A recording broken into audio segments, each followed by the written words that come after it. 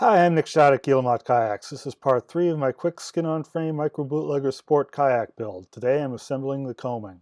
My idea for the coaming is stacked plywood pieces including a bottom sill to transition from the skin to the coaming, then thin plywood spacers topped with a lip to hold the spray skirt. I let the shop bot drill a bunch of stitch holes around the perimeter of the sill.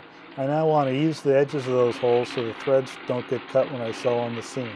I use a countersink on a drill press to chamfer the holes. There are a bunch of holes, especially when I'm doing both sides, but thanks to the wonders of fast forward, it doesn't take too long.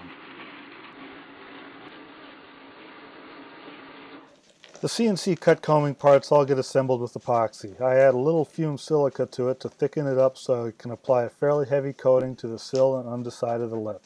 I then add more silica and some wood flour to make an even thicker glue. The wood flour just turns it brown so it matches the plywood better. Each spacer gets smeared with the epoxy schmutz before being situated in place on the sill. I divided the spacers into quarters to be more efficient with the plywood. There are 2 layers of the spacers here, then the top is the lip.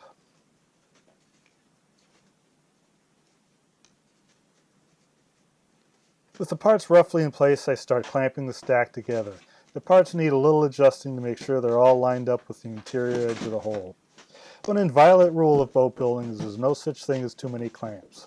Lots of clamps assure the tightest seam without waves between pressure points. There was a little gap where the CNC ate apart. I just filled it with schmutz. After the epoxy cures, all the clamps come off. The oscillating drum sander makes pretty quick work of cleaning up the glue squeeze out. I'm careful not to pause in one spot. Stopping can create a low spot which may catch the drum again, digging the spot even deeper. By keeping the part moving on the sander, I get a nice fairer interior surface. The drum sander can't reach the coaming sides next to the knee hooks. Instead, I have to come in with a rasp to clean up the epoxy blobs. I want to eliminate most of the sharp edges around the cockpit. First, I use an 1/8" radius round over to ease the outer perimeter of the sill and the edges of the knee hooks.